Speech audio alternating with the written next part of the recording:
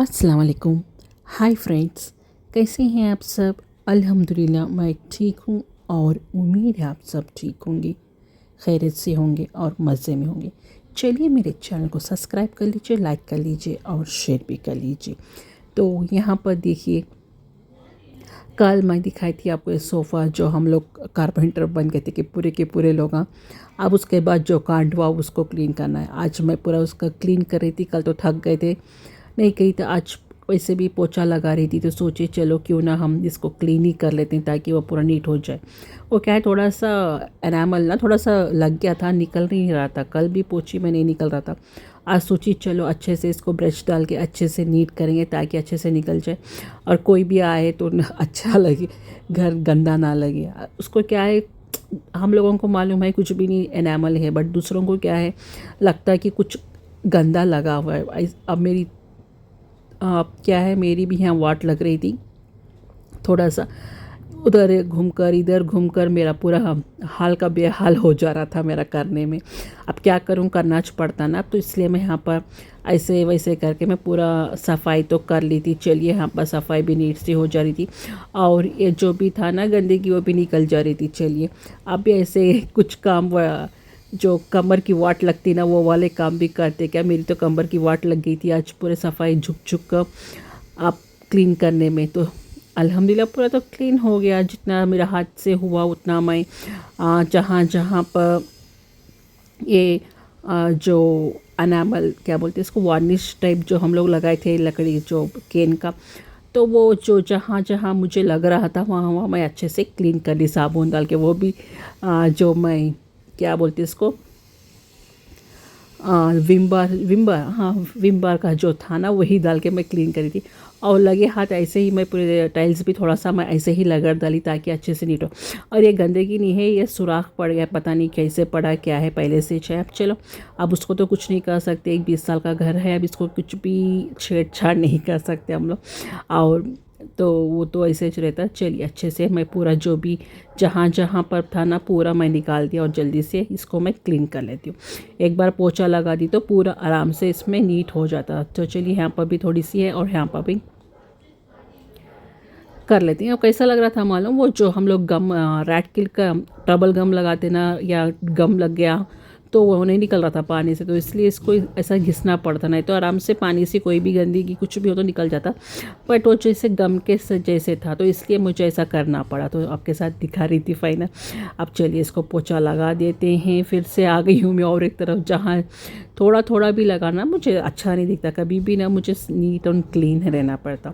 मुझे हमेशा ना कभी भी मैं पोछा लगाऊँ तो मैं एकदम से नीट लगाती हूँ, कभी भी ऐसे नहीं कि ऊपर ऊपर से लगा दिया। मैं देख लीजिए आप पहले वीडियोस, हमेशा मैं 2 बार ही लगाती हूँ। एक बार अच्छे से कच्चा कर कर पोंछती हूँ, फिर और एक बार थोड़ा सा सूखा कर कर पोंछती हूँ ताकि कोई भी धूल मिट्टी रहती ना एक बार से नहीं निकलती, 2 बार पोंछे तो निकलती। देखिए मैं कितना अच्छा सा पोंछती हूँ, आपको दिख रहा होगा, मेरी छावनी तक भी दिख रही है और ऊपर का जो भी लाइट फ़ैन वगैरह फिर रहा सब कुछ दिख रहा है। उतना नीट से मैं पोंछती हूँ और नीट से रहना मुझे। अब काम वाली क्या है, काम वाली हम लोग जो भी रखते हैं ना, बाई हेल्पर, हाउस हेल्पर, वो क्या करते हैं सिर्फ एक बार पूछ के चल जाते, इट्स ओके। उन लोगों उतने घरा में काम वाम करते हैं, बट मुझे उतना पसंद नहीं आता। अब यहाँ पर देखिए, यहाँ पर भी कितना नीट से है, एक आप लोग देख सक रहे होंगे। चलिए यहाँ पर भी मेरा पोछा हो गया, पूरा घर का पोछा हो गया 2 बार, या आज तो 3 बार लगाना पड़ा, क्यों मतलब साबुन डाल के अच्छे से घसी थे ना, तो इसके लिए मैं 3-4 बार इसको पोछा लगाई थी। अब ये सोफ़ा जो केन का सोफ़ा आने के बाद तो घर और थोड़ा हिरकट हो गया है। झाड़ू पोछा करने के लिए, बैठने के लिए तो आराम है, चलने फिरने के लिए आराम है। अब उसके बाद देखिए बारिश लग गई थी। मुझे बारिशों के दिनों में ना एक काम करना बहुत चिढ़ उठती, जैसे झाड़ू पोछा हो गया, कुछ भी हो गया, फिर भी क्या कर सकते, करना पड़ता। एक बार स्टार्ट कर देते तो गांग में थोड़ा सा गर्म लग जाता, गर्मी स्टार्ट होती, बट करने से पहले तो ठंड लगती थी। It's okay. बारिश तो रिमझिम रिमझिम रिमझिम रिमझिम बरस रही थी आज दिन भर। तो आपके घर में, आपके गांव में, आपके शहर में भी ऐसे बारिश बरस रही क्या, प्लीज़ मुझे कमेंट करके बताइए। अल्हम्दुलिल्लाह आप फ़िलहाल तो बारिश नहीं है 2-3 दिन से, बट जब मैं वीडियो काटी थी तो बारिश फुल है कम्प्लीटली।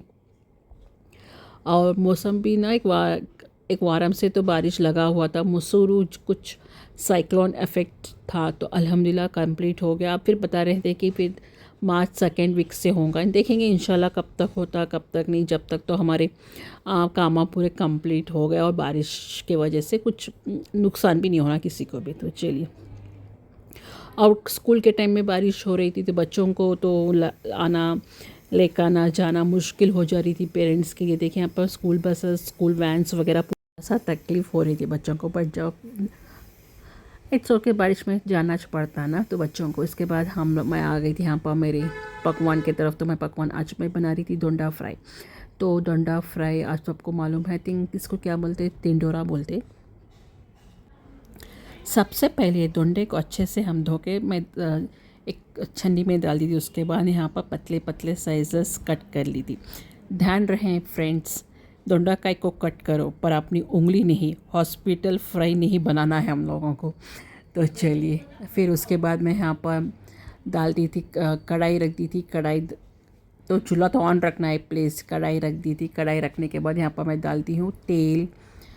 तेल में मैं यहाँ पर क्या डालती हूँ, पूरे एक मुट्ठी भर समझ लीजिए फली की बीज या मूंगफली। अच्छे से इसको मैं फ्राई कर रही हूँ ताकि अच्छे से गोल्डन ब्राउन हो जाए।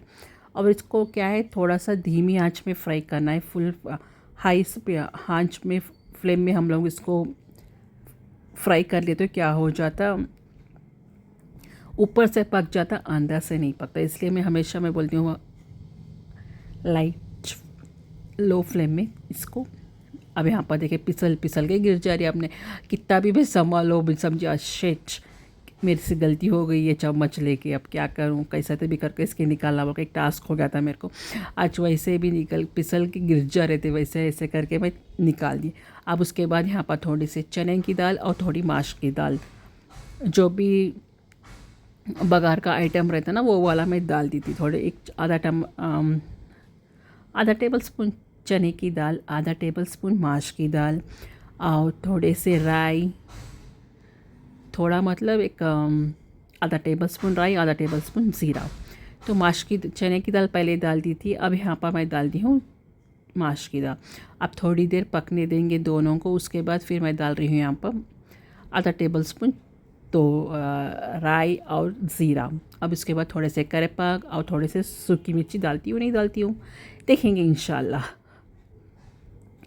शायद इस वाला तो आपको कमेंट रील्स में तो आ गया होगा इस रेसिपी, फिर भी मैं आपके साथ यहाँ पर शेयर कर रही हूँ। तो चलिए, यहाँ पर मैं डाल रही हूँ पूरा सूखी मिर्ची और थोड़े से हरी मिर्ची। चलिए अच्छे से इनको भी फ्राई कर लेते हैं। आई थिंक रील्स में नहीं आया अभी तक। तो चलिए अब यहाँ पर अच्छे से इसको फ्राई कर लेते हैं। फ्राई करने के बाद यहाँ पर मैं डाल रही हूँ थोड़े अच्छे से इसको भूनना है गोल्डन ब्राउन।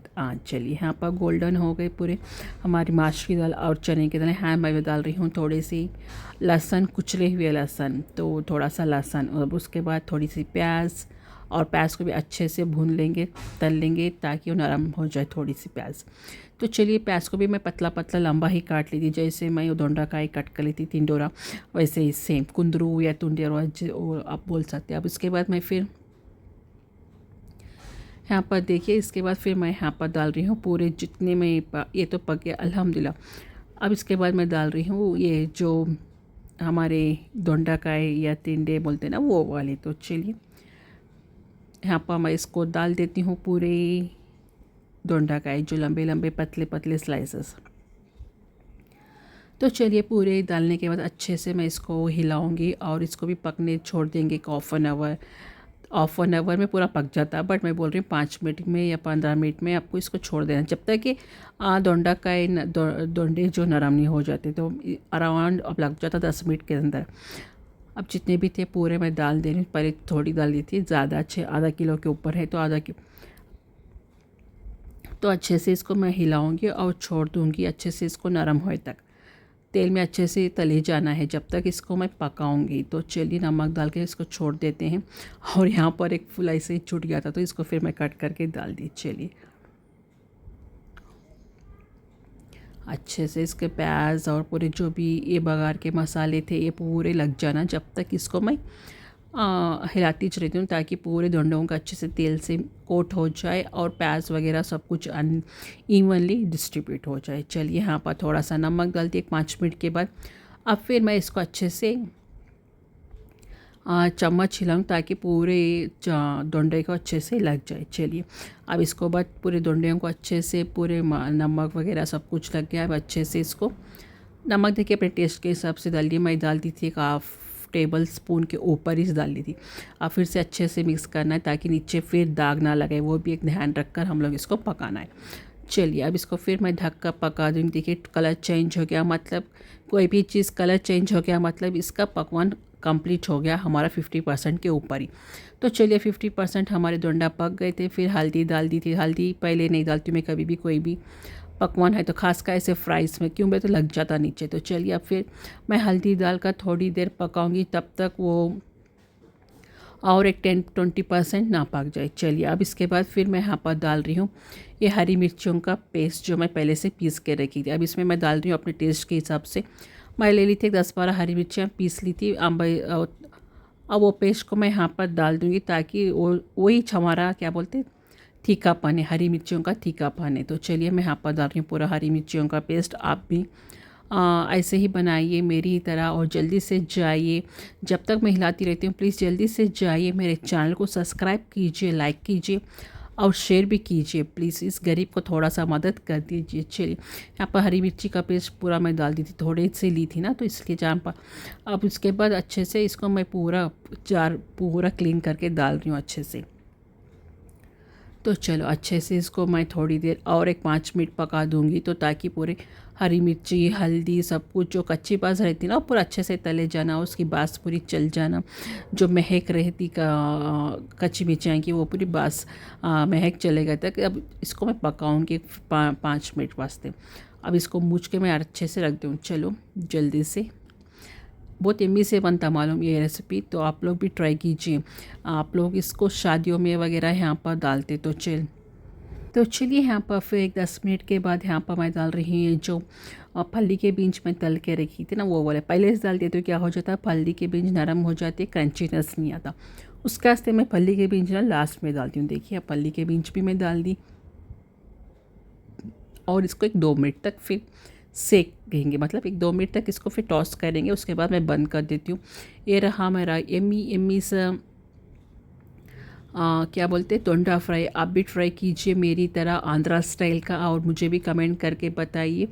और प्लीज़ ट्राई करना इस रेसिपी को, बहुत मज़ेदार सी बनती मालूम इस रेसिपी।